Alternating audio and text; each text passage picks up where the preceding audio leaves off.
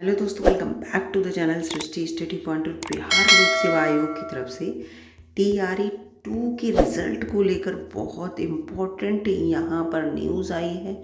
बहुत सारे नियम और शर्तें इन्होंने यहाँ पर ओपन की हैं। रिजल्ट आएगा तब क्या क्या होने वाला है, पूरी वीडियो देखिएगा। वीडियो बहुत इम्पोर्टेंट है सभी बच्चों के लिए। और ये 3 पेज का पूरा इन्होंने अपना आवश्यक सूचना जो है यहाँ पर सब लोगों के सामने दी है।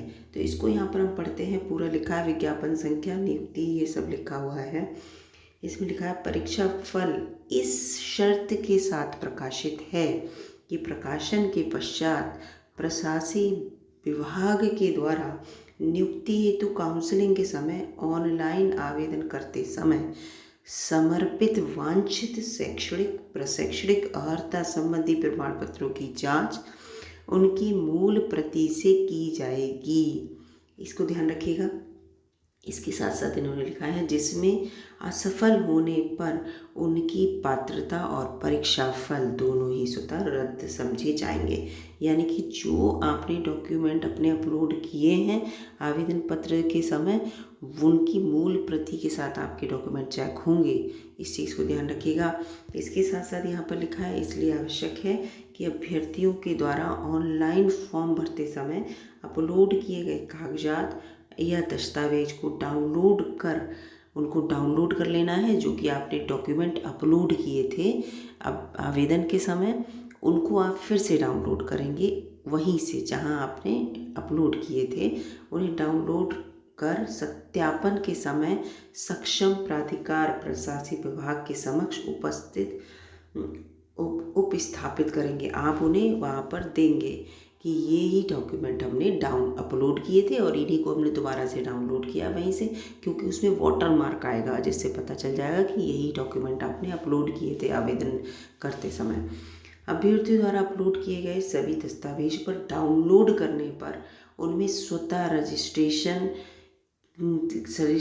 सहित ये लिखा है, देखिए, और वाटर मार्क अंकित रहेगा जो पूर्व के वाटर मार्क से भिन्न होगा। यानी कि जो टीआरई 1 में वाटर मार्क आया था उससे अलग होगा ये वाटर मार्क।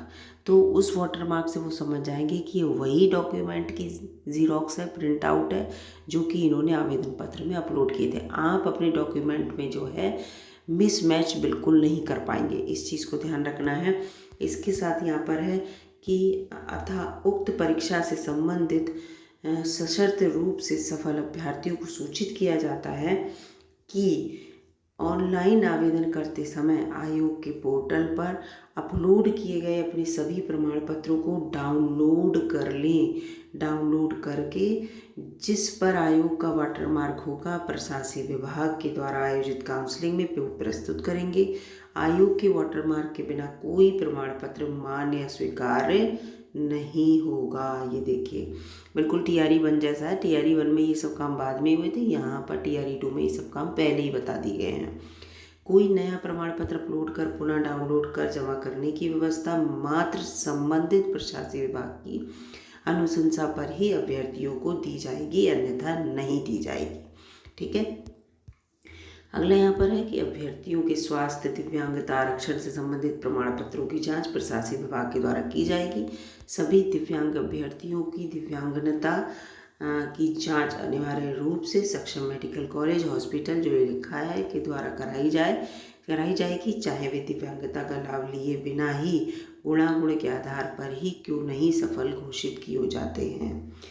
ठीक है, ये लिखा है ये दिव्यांगता का लाभ लिए बिना ही गुणागुण के आधार पर ही क्यों नहीं सफल घोषित हो जाते हैं। यानी कि दिव्यांगता का लाभ उन्हें भले ही नहीं मिला है लेकिन उनके नंबर अच्छे हैं और वो अच्छी रैंक पर आए हैं, तब भी उनकी दिव्यांगता की जांच होगी। इसलिए ऐसा आवश्यक है क्योंकि उन्हें दिव्यांगता के आधार पर ही परीक्षा में अतिरिक्त समय का लाभ दिया गया था।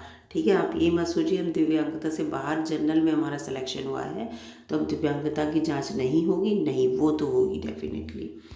फिर यहाँ पर लिखा है जांच के क्रम में अगर पाया जाता है कि उनमें दिव्यांगता का दावा सही नहीं है तो सरकार के द्वारा निर्धारित मानक में कम दिव्यांग पाए जाने के या एवं पात्रता स्थापित नहीं होने की स्थिति में ऐसे अभ्यर्थियों को कदाचार की श्रेणी में मानते हुए उनका परीक्षा प्रश्नोत्तर रद्द हो जाएगा और उन्हें दोषी मानते हुए विधि सम्मत अग्रेतर कार्रवाई उनके साथ की जाएगी, यानी कि कार्रवाई भी की जाएगी कानूनी आपके खिलाफ।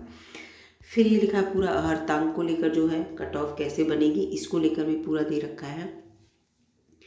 कार्मिक एवं प्रशासनिक सुधार विभाग के संकल्प पूरा लिखा हुआ है ये इनके अनुसार, और पत्रांक संख्या के अनुसार लिखित परीक्षा में शामिल सामान्य वर्ग के उम्मीदवारों को 40%, पिछड़ा वर्ग के जो इनके उम्मीदवार हैं 36.5 और अत्यंत पिछड़ा वर्ग के लिए 34%, अनुसूचित जाति, अनुसूचित जनजाति, महिलाओं और दिव्यांग उम्मीदवारों के लिए 32% न्यूनतम अर्हतांक पास करना अनिवार्य होगा। इतनी % नंबर आपको हर हाल में लाने होंगे अपनी परीक्षा में, तो आप पास माने जाएंगे, अदरवाइज आप पास नहीं माने जाएंगे। ठीक है। फिर इसके साथ ही लिखा है स्पष्ट है कि वैसे अभ्यर्थी जिनका प्राप्तांक इस निर्धारित न्यूनतम अर्हतांक से कम है उन्हें मेधा सूची में शामिल नहीं किया जाएगा। फिर उन्हें परीक्षा फल में सफल घोषित करने का प्रश्न तो उठता ही नहीं है। ठीक है। इसके बाद यहाँ पर है ध्यातव्य है कि आरक्षण नियमानुसार मेधा क्रम में सर्वप्रथम अनारक्षित कोटि की रिक्ति भरी जाएगी। जो अनारक्षित कोटि है उसकी रिक्ति भरेंगे ये लोग मेधा के अनुसार। ठीक है। उसके बाद जो आरक्षित श्रेणी है उसमें भरी जाएगी। अतः यदि अनारक्षित श्रेणी की रिक्ति अधिक होती है तो आरक्षित कोटि के योग्य उम्मीदवारों की संख्या कम हो तो संभव है कि सभी आरक्षित कोटि के योग्य अभ्यर्थी अनारक्षित कोटि की रिक्ति के विरुद्ध सफल घोषित हो जाएं। ऐसी स्थिति में आरक्षित कोटि की रिक्ति खाली रह जाएगी। अगर आप आरक्षित श्रेणी में आ रहे हैं और आपका सिलेक्शन अनारक्षित श्रेणी में हो गया तो आरक्षित श्रेणी में ऐसा नहीं कि आपके नीचे के बच्चों को उसमें ले लिया जाएगा, नहीं, ऐसा बिल्कुल भी नहीं होगा, वो ब्लैंक रहेगी। इस कारण उसमें कोई कट ऑफ नहीं होगी, ऐसा हो सकता है, और वहाँ NA लिखा होगा, नॉट एप्लीकेबल लिखा होगा। साथ ही जैसे पिछली बार रिजल्ट आया था तो NA क्यों लिखा है, ये सब बच्चे कंफ्यूज थे, TRE1 को लेकर, उसी को क्लियर किया है। साथ ही अनारक्षित कोटि की अंतिम रिक्ति पर यदि आरक्षित कोटि के अभ्यर्थी सफल घोषित होते हैं तो उनका प्राप्तांक ही जो है वही कट ऑफ हो जाएगा, और ये प्राप्तांक उस आरक्षित कोटि का न्यूनतम अर्हतांक भी हो सकता है। ठीक है। जो अस्पष्टता अनारक्षित कोटि के न्यूनतम अर्हतांक से कम हो, ये तो वही क्लियर है। ये भी दातव्य है कि उपरोक्त विशेष परिस्थितियों में अनारक्षित कोटि का कट ऑफ वस्तुतः आरक्षित कोटि का न्यूनतम कट ऑफ हो जाने एवं अनारक्षित कोटि के अभ्यर्थी का प्राप्तांक उससे अधिक होने के बावजूद अनारक्षित कोटि के उक्त अभ्यर्थी सफल घोषित नहीं हो सकेंगे यदि उनका प्राप्तांक अनारक्षित कोटि के न्यूनतम अर्हतांक से कम होगा। वो तो पता ही, न्यूनतम अर्हतांक से कम होगा तो सफल नहीं होंगे। फिर मेधा सूची कैसे बनेगी, इसका टाई ब्रेकर कैसे होगा, ये सब यहाँ पर क्लियर किया है। लिखित परीक्षा में कुल प्राप्तांक परंतु भाषा के क्वालिफाइंग होने के कारण उनमें प्राप्तांक को छोड़कर, इनके प्राप्तांक को छोड़कर शेष जो है 120 प्रश्नों के प्राप्तांक के आधार पर ही आपकी जो है वो मेरिट बनेगी। ये बता ही दिया, जो 30 अंक है वो मेरिट में नहीं होते हैं, जो आपके जो भाषा वाले थे, और वो भी पता है भाषा 1 to 5 के लिए है और सबके लिए तो ब्लैंक ही है।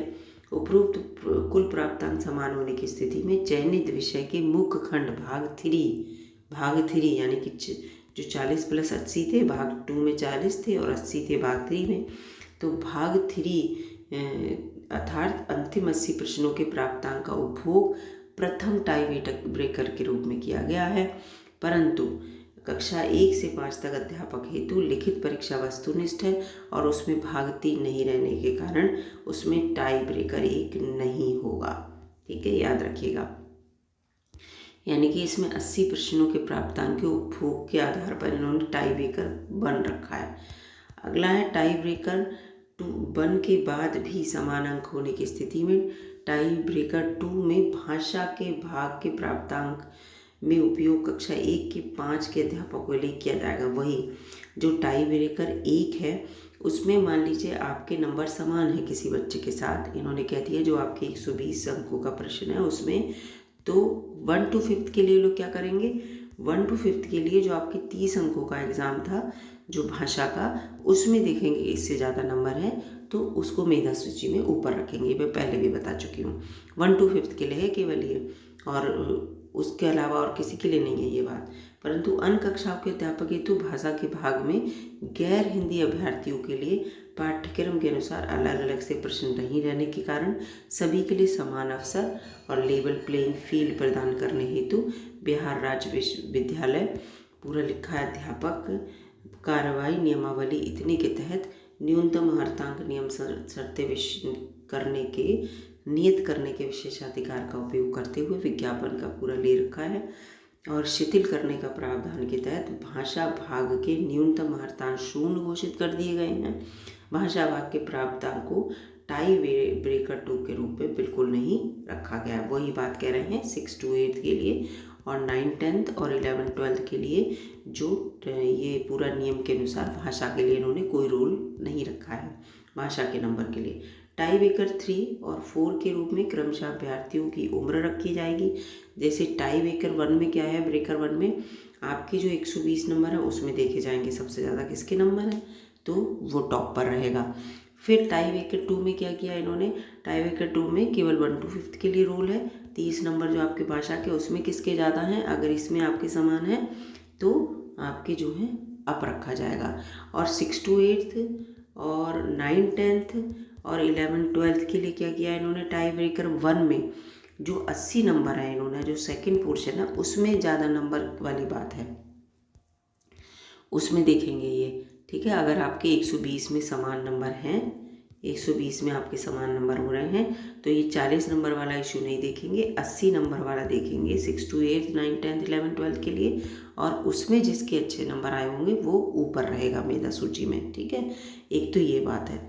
इस 40 में अगर आपके समान हो, 40 नंबर में समान होते हैं तो इसमें, जबकि 1 to 5 के लिए ये अब भाषा वाला देखेंगे क्योंकि उसमें जो थे सेक्शन 2 और 3 नहीं थे, टोटल 120 क्वेश्चन थे, ठीक है। इस चीज़ को ध्यान रखिएगा। इसके साथ यहाँ पर टाई ब्रेकर फिर 3 और 4 आ गया। 3, 4 में क्या है, 3 में देखेंगे ये लोग उम्र कि जिस बच्चे की उम्र ज़्यादा होगी, मान लीजिए आपके 120 में 80 में भी समान आ रहे हैं, 40 में भी समान आ गए 6 to 8 के लिए, अब किया जाए तो अब उम्र देखेंगे वो आपकी, ठीक है। ऐसे 1 to 5 के लिए आपके 120 में 1 से आ रहे हैं और 30 में भी 1 से आ रहे हैं तो उम्र देखी जाएगी। और अगर आपकी उम्र भी समान है तो देखा जाएगा कि देवनागरी लिपि में वर्णमाला के अनुसार किसका नंबर नाम पहले आता है तो उसको ऊपर रखा जाएगा। ये सब जगह ही होता है ऐसा, तो यही है इसमें। अन्य महत्वपूर्ण प्रावधान पूरा नियम लिखा है कि NIOS के द्वारा खुला और दूरस्थ शिक्षा के माध्यम से 18 महीने वाला डिप्लोमा जो है उसकी DLED की मान्यता समाप्त कर दी गई है, ये बता दिया इन्होंने। बिहार राज्य के द्वारा ये पूरा इनके नियम के अनुसार शिक्षण प्रशिक्षण की किसी भी उपाधि की मान्यता के बिंदु पर अथवा किसी विशेष उपाधि की समतलता के बिंदु पर किसी भी विवाद की स्थिति में NCTE से परामर्श से ही शिक्षा विभाग का अंतिम निर्णय होगा। इसको लेकर इन्होंने कहा कि NCTE अंतिम निर्णय लेगी। इसके अलावा ये पूरा 10/4/2023 संशोधित है नियमावली के अनुसार। फिर भी यदि इसमें संबंधित किसी अन्य मामले में माननीय सर्वोच्च न्यायालय में, वही लास्ट लाइन लिखी है, अगर कोई सर्वोच्च न्यायालय से आदेश पारित होता है तो रिजल्ट जरूर ही प्रभावित होगा।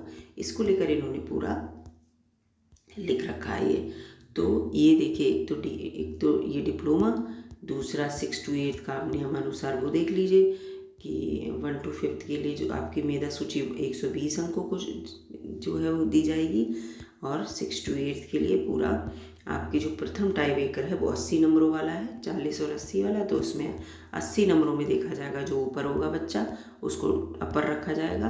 और 1 to 5 में 120 का पूरा था और उसमें 30 नंबरों को भी जोड़ा जा रहा है। वो 30 नंबर इसमें मेरिट में तो 120 ही होंगे केवल, लेकिन 30 नंबर से आपका टाई ब्रेकर 2 होगा कि किसको मेरिट में रखा जाए ऊपर। तो इसको लेकर है तो पूरा ये इन्होंने यहाँ पर अपना क्लियर कर दिया, सारे नियम शर्तें बता दी हैं, कोई भी बात बच्चों को लेकर यहाँ पर कन्फ्यूज़न की नहीं रखी है। तो वीडियो अगर आपको अच्छी लगी दोस्तों तो लाइक कीजिएगा, चैनल पर नए हो तो सब्सक्राइब कर लीजिएगा। सारी अपडेट मैंने यहाँ पर आपको बता दी है। मिलूंगी अगली वीडियो में, तब तक के लिए नमस्कार।